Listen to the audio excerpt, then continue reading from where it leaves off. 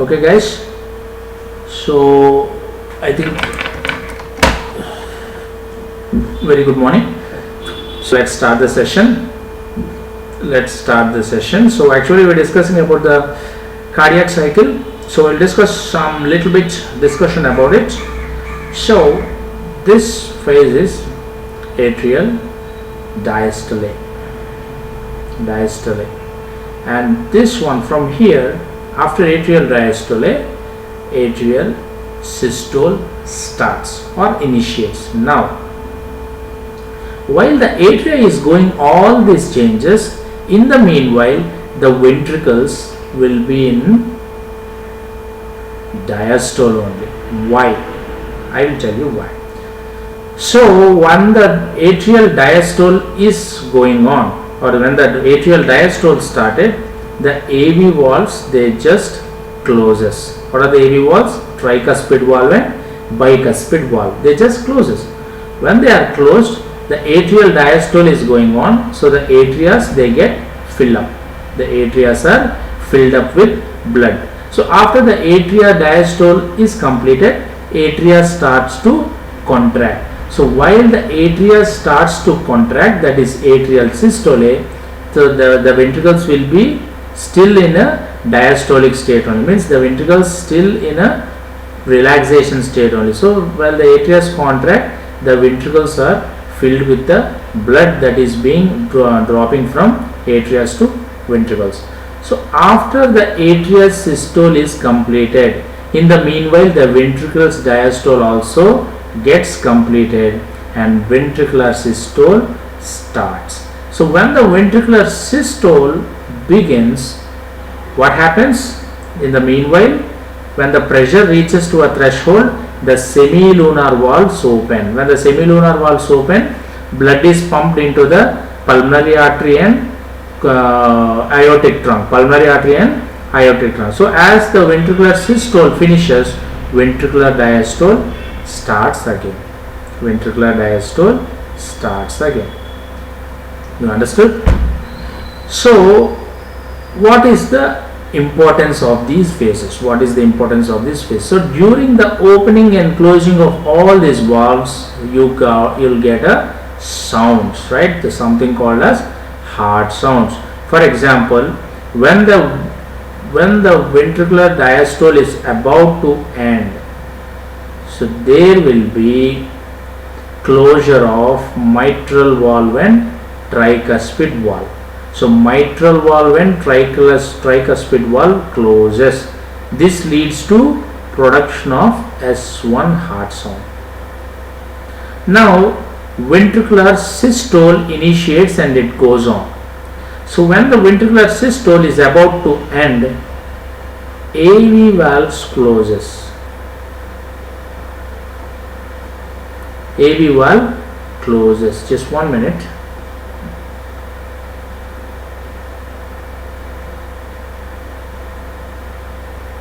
Right?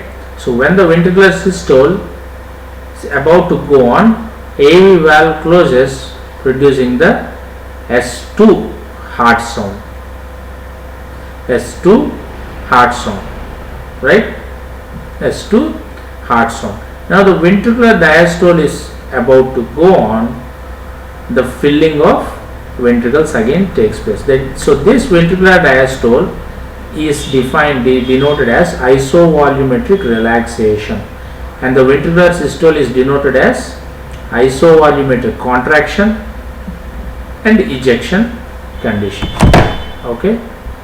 Now coming to the next component, that is pressure changes. How the pressure changes occur in a heart or cardiac cycle. Now the normal left atrial pressure is 5 to 10 mm Hg, or you can also denote it like pulmonary capillary wedge pressure. Now the right atrium pressure or central venous pressure measures something like 0.5 millimeters of mercury or 0 to 8 centimeters H2O or water.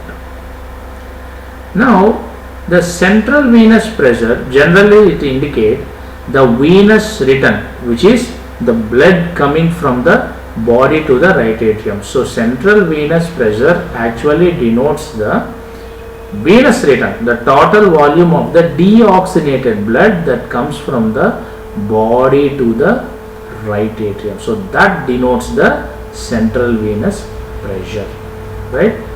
Now if you ask me, sir, what about ventricles? So if you ask me the left ventricular pressure, it measures something like 120 mmHg, or you can also say like a balanced mercury, right? Now if you ask me, sir, what about right ventricle? What about right ventricle? Then it measures something like 25 mmHg, right?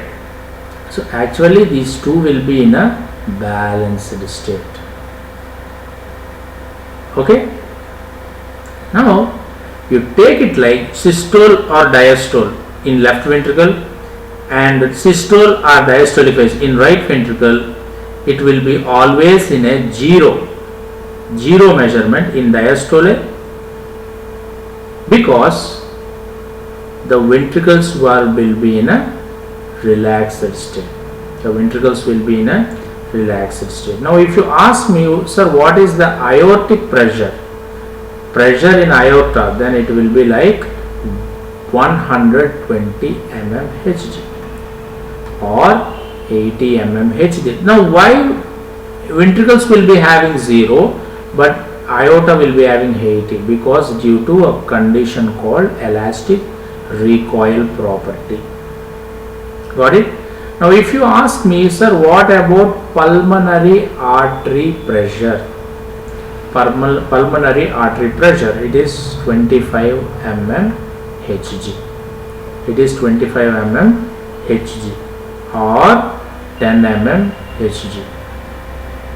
Now why even pulmonary has 10 mmHg when compared to right ventricle? Because due to same property, that is elastic recoil. Okay? Okay or not? Okay or not?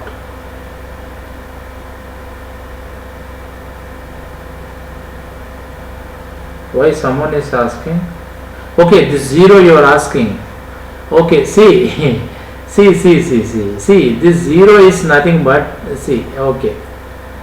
I think you did not understand. Yes, okay, I got it. See, this 120 mmHg left ventricle is during systole, and during diastole it is 0 mmHg, right? During diastole it won't have any pressure, it is in a normal state, and even in right ventricle also in systole only 25, in diastole it will be 0 mmHg. Okay, you understood? But whereas in case of aorta, in systole it is 120 but in diastole it is 80. Why in diastole it should be 0 na? Actually diastole is a relaxing phase, but why in diastole also you have some pressure here? Because due to elastic recoil. Even in pulmonary artery, the systole is 25 mmHg pressure, whereas the diastole is 10 mmHg. Why the diastole is still 10? Why not it is 0? Because still some pressure is present due to elastic recoil property of the pulmonary trans. Because these are large vessels, aorta and pulmonary are large vessels, so obviously they possess the elastic recoil property because they are large vessels, right? You understood now what is meant by this 0 here and this 0 here? This is diastolic pressures and these are systolic pressures. So both in case of left ventricular and right ventricular, in the diastolic phase it is 0 and 0. Why? Because in diastole ventricles are completely relaxed. Ventricles are relaxed. Now you understood? Okay. Okay or not? You have any doubt? Please tell no one. Okay. Now we will discuss something about jugular venous pressure. Jugular venous pressure.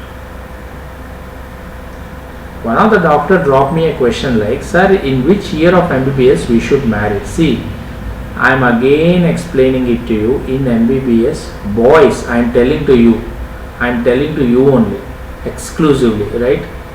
In MBBS, while you are studying MBBS, don't marry. This is my sincere suggestion to all of the boys there. Don't marry. I'm telling you again and again and again and again and again and again and again. But if it is in case of girls, yes, you can marry. No one is compelling you. Yes, you can marry. Girls can marry. But boys, don't marry. I'm telling you. Even after completion of MBBS also, then you can think of, see, for example, by 17 years, if you join MBBS, you will get 23. See, it's a young age. 23 is a young age. Then you can marry. But on and only if you have a solid job or if you have a government job. But don't think like Sir is speaking like the same old parents like telling. No. I'm not telling like your parents that only if you have government job only you will be given a girl. No, I'm not saying like that. If you want to take a personal decision, only means after the MBBS, if you want to take a personal decision yourself, then if you want to marry, on and only if you have a job, solid job or a government job, then only you marry. And even then also, you ask the girl whom you want to marry that we should not have kids until we get PG seat. Now, if you marry a doctor or a medical girl who is if you marry a girl who is a doctor, you should discuss with her that we should not have kids until we get a PG, right? Now, if you marry a girl who is not a medico, who is not a doctor, she is an engineer and she want to become a housewife, then obviously you just say like, I just want 2 years. In these 2 years, please, we don't think about kids. Don't go to kids, please. These 2 years. And I am saying to boys this statement also, you only wait for 2 years. After 2 years, don't wait for kids. You just go for the kids. If you get PG seat in these 2 years, fine. If you did not get PG seat, don't wait for the PG. See, PG is like a tapas, right? PG is like a tapas. You wait for the PG seat. In the meanwhile, if your health goes on, why? Because the today's lifestyle is something like 6 out of 10 males, they have fertility problem. So please, if you just wait for 2 years after marriage for kids, but even after 2 years also, if you did not get PGC, go for kids. Because don't wait for all these things to happen and postponing the important things that that should occur at the right time. See, some people will say like, even you can even you can be a dad for kids even in 40 also. Some people will say, see, this is nonsense. Elephant has a rule, tiger has a rule, chimpanzee has a rule, even humans also has some rules, right? Chimpanzees, tigers, elephants, they all take good food. They don't take processed food, they don't take unnecessary foods, but we humans, we eat all types of drainage. So obviously our health deteriorates. Even the fertility of the males is also decreasing. Even women is decreasing, even more increasing manner. Why? Women is facing the most potent problem these days, that is PCOS. Most potent problem. Even a little bit of stress in women causing PCOS. Why so many celebrities, even though they are beautiful, they are colorful, they are white complexion, nice structure, but still they fail to become pregnant? Don't think like they are not becoming pregnant because their beauty will go off. No, because they are facing some personal health problems which make them impotent for pregnancy. They can't become pregnant. They might have white skin tone, they might have beautiful complexion, beautiful body, but they cannot become pregnant. See, that is the difference between outside beauty, outer beauty and inner beauty. Inner beauty means I am not talking about inner flesh, that is breasts or something. I am talking about the inner beauty, means the inner system, your internal body system, that is genitalia, all these things, blood, tissue, everything. So even though the women are developing in the today's society, but actually regarding health and lifestyle, women are deteriorating at a faster pace. You can't even define at what speed they are deteriorating. In the olden days, women used to give birth to something like 3 kids, 4 kids, 5 kids, even 6 kids also. A woman having sterile nature, or a woman who is infertile, is seen something like 1 in 100, you see, but not frequently. But right now you can see 5 out of 10 women who are sterile. They can't become pregnant in a normal way. Almost most of the people going for IVF.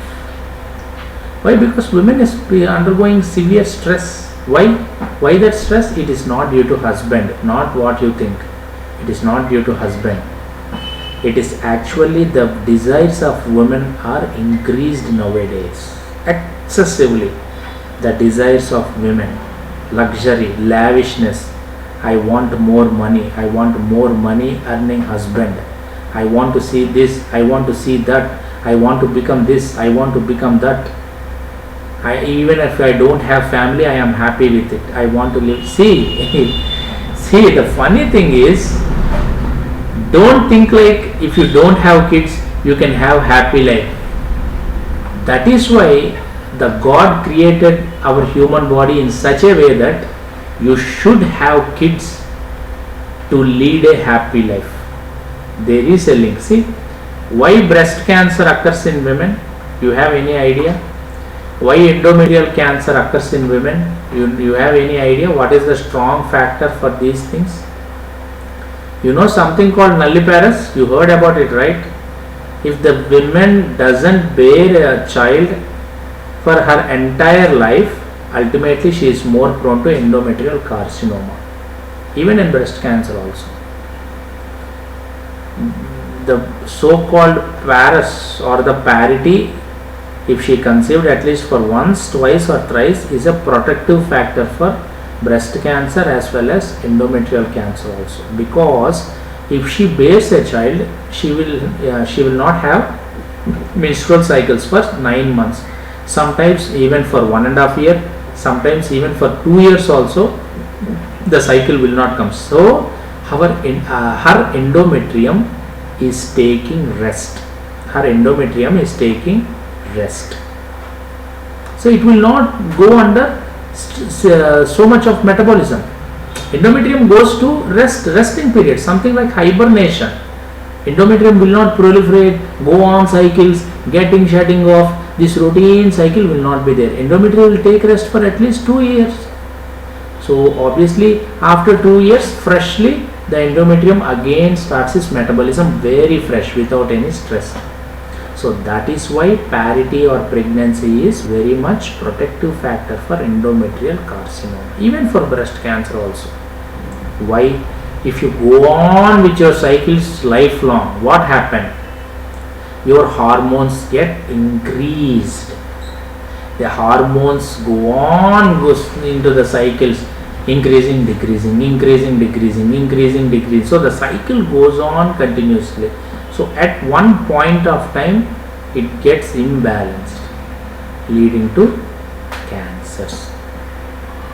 So on and all, see, I am seeing, because most of the countries and the youngsters, mainly these females, they think like, okay, if I don't bear a children, if I don't bear a child, if I don't become pregnant, I am healthy. I will be healthy. I don't have any tensions. I don't need to change nappies. I don't need to change diapers. I don't need to wake up in the midnight to feed the infant. I can live a happy life. I can fly around the world like a butterfly. I will see. This is all bullshit. This is all bullshit. The reason why the human beings are becoming ignorant is this is the main reason. Why? Excess intelligence. You know something called excess intelligence. Our intelligence should make our healthy or make our health good, increase our health and lifestyle, but in turn it is making us ignorant. If you don't have children, then there are no tension. Who said that? It is foolish to think like that. Foolish. Even a dog will shit on you. If some people think like, if there are no children, I can live happily. Some people will make argument with us like, my grandmother don't have children, but she is still happy in 80 years also. See my kid, I will tell you one thing. Just because Einstein studied 12 hours a day doesn't mean that everyone who studied 12 hours a day will become intelligent like Einstein. Don't compare yourself with someone, right? Some things are rare scenarios. Don't compare yourself with that rare scenario, right? Okay, don't compare like that. See, children should be there. Children, that's what makes a human being complete. If you don't have children, then it is pointless. It is really pointless. Okay, fine. Some people will argue like, I can roam all around the world and I can see the whole world. What you will see? What you will see? You go to China, you see Great Wall of China. So what is the big deal? It is made with cement and bricks. Nothing much. Nothing much is kept in it. You go to Thailand, you watch the ocean, you watch the beach, you watch all those beauty. What you will see? You will see the nature only. Nature is present everywhere if you really make a keen observation. You go to Atlantic or you go to Greenland, you see the snow and all those icy mountains. What is the big deal? You go to Himalayas also, you can see the icy mountains. What is the big deal? Everything is nature, man. You can enjoy with children also the nature. Why? What did the prehistoric man do? He used to travel thousands and thousands of kilometers with his family and children. He enjoyed the nature very much, million times more than us. Even though we have technology, we have transportation, but still we are unable to enjoy. Why? Greediness. Okay, leave all this shit. We don't want to discuss about it. We will discuss about jugular venous pressure. Now, because one of the doctor has asked me this question, that's why I am telling all this, right? So if you want to marry, you marry after MBBS, that will be good. Or if you compulsory, if you want to marry in the MBBS, then you marry in the MBBS itself and you go for the kids. Don't wait for the kids. You go for the kids. Don't wait for kids. You just go for them. For example, if you have married some girl in your MBBS, say something like second year, you go for kids. You just go for kids and ask that girl to look after the kid, and you just go on with your academics. For example, if the girl is also a medico, then you just keep one person, or you just keep that child with some of your parents, either one of your parents, and you continue with your academics, and you can happily. By the time the child gets 3 years, you will finish your MBBS and you can happily give your PG trials. You can happily give your PG attempts. By the time he will become 3 years, he knows how to talk, he will have consciousness, he will have a minimum intelligence that he can understand your words. You can ask him to stay in the home, you can ask him to have his food, you can ask him to go and finish his work, or you can ask him to stay at his grandma's house. So you can convey your communication with that child. So because he will have enough of that knowledge, he can communicate with you and you can communicate with him. So that is the reason why if you want to marry in the MBBS itself, you marry in the second year, or at least in third year, and you go for the kids. Don't wait for kids. Don't think like we will go with the study, we will go with the kids after finishing the MBBS. Then that will be a problem for your PG preparation. Trust me, that will be a big problem. I am telling with my experience. Don't do that mistake. If you want to marry in the MBBS, either in second year or third year, you just go with the marriage and go for the kids. You give birth to the kids. By the time you relieve from the MBBS, he will get the milestones of walking, talking, everything by By the first attempt of your PG, he will be like 2.5 or 3 years. Then you can leave him with your grandparents or someone, and you can give one strong attempt for the PG. Finish. Obviously, you will get a good PG seat. You can join in the PG, and you can just keep your child along with you. If both are PG, you will just keep one caretaker within your home, and you will just make sure that that caretaker will look after the kid, and you both will complete the PG within 3 years. In the meanwhile, he will get 4 years, then he can be joined in a school. Simple, right? So don't make yourself a mess, right? So we'll discuss something about jugular venous pressure. Sorry, I am deviating so much, but it's a very important topic. Okay, so the jugular venous pressure is actually taken from internal jugular vein. This jugular venous pressure is derived from internal jugular vein. It shows the right atrial changes. Okay, right atrial changes. So what are those changes? Okay, what are those changes? Now I will tell you. What are those changes? I will tell you.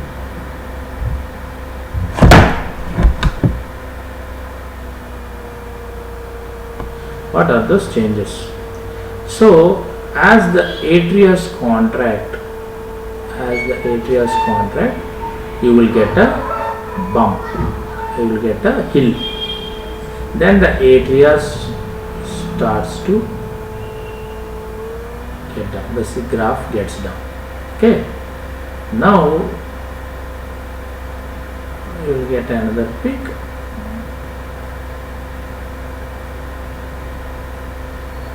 Right, now this is point A. Point A is the point of atria contract. Right, now point X is, this is X. Point X is, I'll write here, point A is atrial contraction or atrius contract, and point X is, what is X? X is atrial relaxation. Right, now point C wave, C is right ventricle gets contracted. Right ventricle gets contracted. But why the C wave is actually occurring?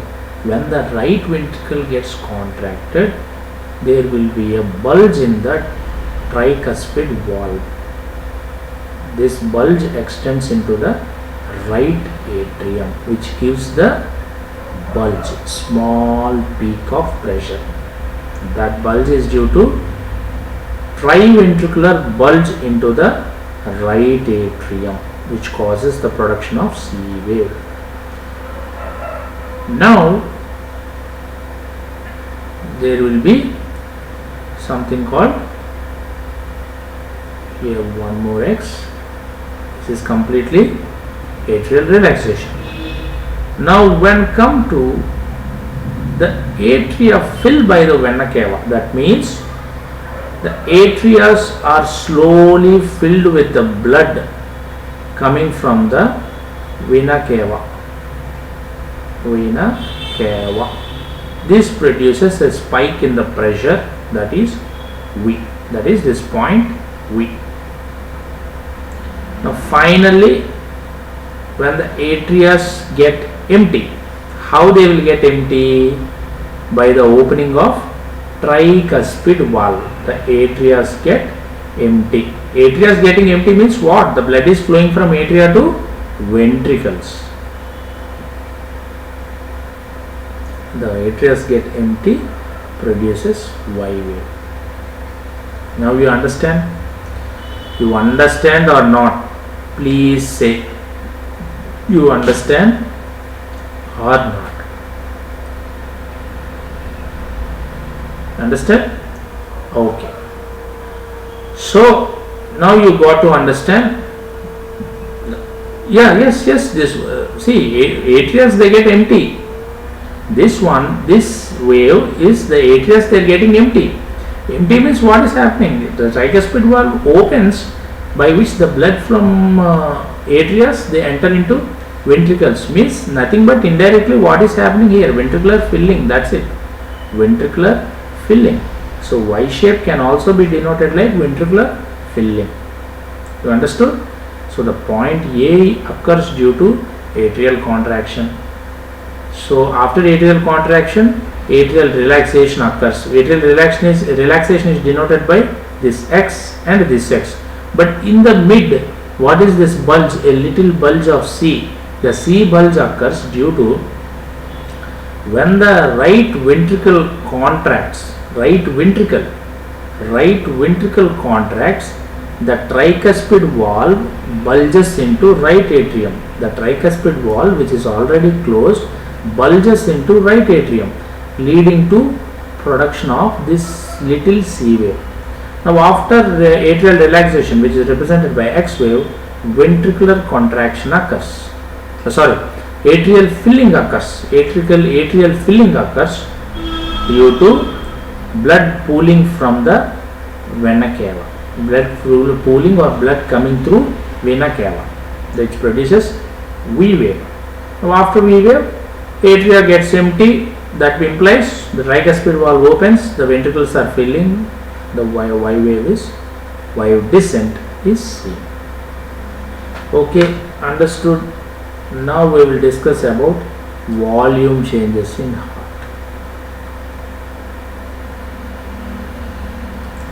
Volume changes in heart. Now the first one we should discuss it, end diastolic volume. End diastolic volume.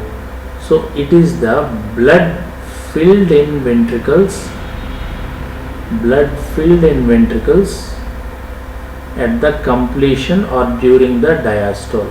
Blood filled in ventricles during the diastole. The normal end diastolic volume is 120 to 130 ml, and on and always it depends on venous return. Venous return, right? So increased end diastolic volume is seen in increased preload. Increased load on ventricle. So increased end diastolic volume will cause increased load on ventricles even before contraction occurs. This is called preload. You understood or not? You understood or not? See, end diastolic volume means nothing. See, the total amount of blood which is filled in the ventricle during the diastole. So as the ventricles relax, the amount of blood entering into the ventricles is called end diastolic volume. Now if the end diastolic volume increases, what happens? The volume goes on increasing, leading to increased pressure in the ventricles. So even before the contraction starts, the ventricles get pressurized. So that condition is called preload. Actually, ventricles in the point, in state of diastole, the pressure in ventricles is 0. But what happens is, as the end diastolic volume increases, it leads to increased load on ventricles. So what happens? Even before the contraction occurs, there will be a load on the ventricles. So that is called as preload. Okay. Now we will discuss something about stroke volume. What is meant by stroke volume? Stroke volume is blood pump per beat. Blood pumped per beat. Now normal is 70 to 80 ml. Okay. Now ejection fraction. What is ejection fraction? It is the percentage of blood ejected percentage of blood ejected per beat. Percentage of blood ejected per beat. Normally it is 65%. Normally it is 65%. Now ejection fraction is calculated by stroke volume by end diastolic volume into 100. You understand? Ejection fraction is calculated by stroke volume by end diastolic volume into 100, and ejection fraction's normal value is 65%. Stroke volume, it is 60 to 80 man. Cardiac output, yes, you can decipher cardiac output from stroke volume. Stroke volume into number of beats. Simple, number of beats. For example, stroke volume is 80. Number of beats, how much? 70, say something like 75 beats per minute. So the person is having 75 beats per minute. So 80 into 75, 8 5 is 44, 7 8 is 56 plus 4, 6000 ml. That is 6 liters. So this is the cardiac output. You got it? Cardiac output. So cardiac output is 6 liters per minute. Okay? Yes, you can decipher cardiac output from stroke volume. Cardiac output is equal to stroke volume into number of beats. What is the stroke volume? It is the volume of blood which is pumped per minute. The volume of blood pumped per beat. Sorry, not per minute, per beat. Volume of blood pumped per beat. Per beat, 70 to 80 ml of blood is pumped. Okay? So you got the ejection fraction formula also. Now what is end systolic volume? So the blood left after systole. Blood left after systole. Blood left after systole. Normally it is 40 to 50 ml. 40 to 50 ml. Now end systolic volume is equal to end diastolic volume minus stroke volume. Is it right or wrong? Yes. How? For example, this is a chamber. Let it be like left ventricle. Now at the end of diastole, say something like at the end of or during the diastole, the left ventricle is filled with 120 ml. Okay? At the end or during the diastole, the left ventricle is filled with 120 ml. Now obviously diastole is followed by systole, that is contraction. So as the left ventricle contracts, that means systole. During the systolic condition, the blood gets ejected into the aorta. So what is that one called? Stroke volume. So the amount of blood ejected per beat. How much it is? 70 to 80 ml. So if, say for example, 70 ml has been ejected into the aorta or transported into the aorta. Now if the diastolic volume is 120 ml and 70 ml is ejected during the systole, now how much amount of blood is still remaining? 120 minus 70, 50 ml. So this is end systolic volume. You got it or not? You got it? Okay. Now let's discuss about cardiac output. Let's discuss about cardiac output. Cardiac output. Cardiac output already I explained, no? Cardiac output is blood pumped by ventricle per minute. Blood pumped by ventricle per minute. Ventricle per minute. Okay. Now you can take it, the cardiac output is same in right ventricle and left ventricle, it is same. No big difference. Okay. Now the cardiac output is estimated by which procedures? This is important. Cardiac output is measured by the following process or procedures. First one is echo. Second one is dye dilution method. Third one is thermodilution method.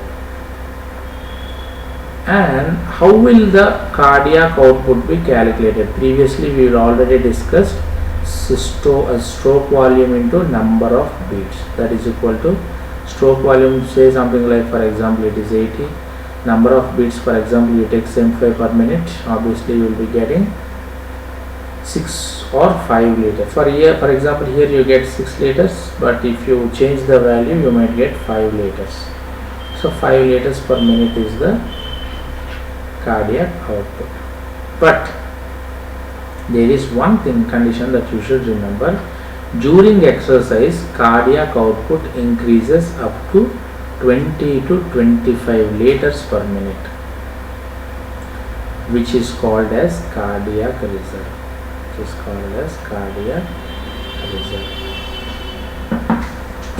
Okay, so normally the cardiac output will be 5 liters per minute, but during exercise it will be increasing all around up to 20 to 25 liters per minute. This condition is called cardiac reserve. Now you will get to know how this is maintained, how the cardiac output is maintained, how it is actually done. For example, if there is an increased activity regarding the sympathetic supply to heart, if there is increased activity in the sympathetic supply to heart, what happens?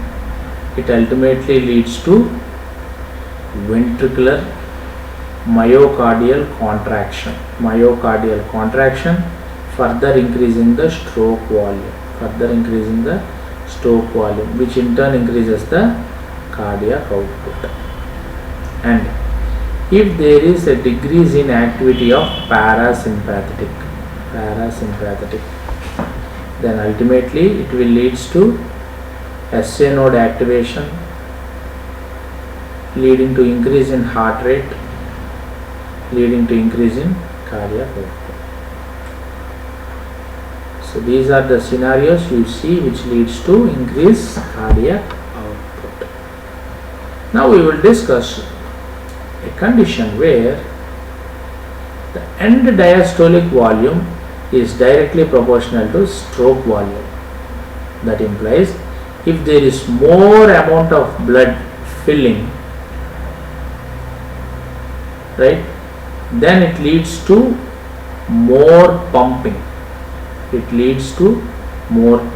means more filling causes more pumping. That implies end diastolic volume is directly proportional to, that is increased end diastolic volume directly proportional to increased stroke volume. For example, you will see this scenario in exercise, IV fluids, increased EDV, stroke volume, cardiac output, etc.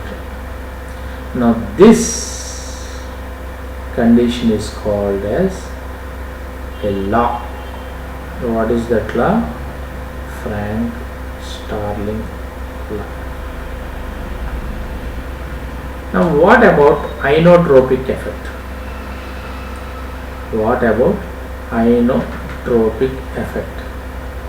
In inotropic effect, when there is an increase in stroke volume due to left shift of Fs curve, more contractility observed due to higher calcium, right? So what are the inotropic agents that are used?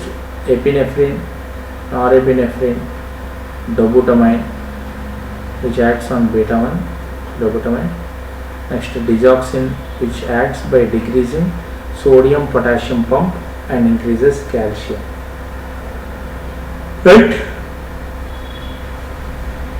right or wrong? Okay, now with this we are okay, like with the Frank-Starling law as well as the inotropic effect. Now we will come to the so-called some of the other scenarios of cardiovascular system. Please be on thing, test will come after some period of time.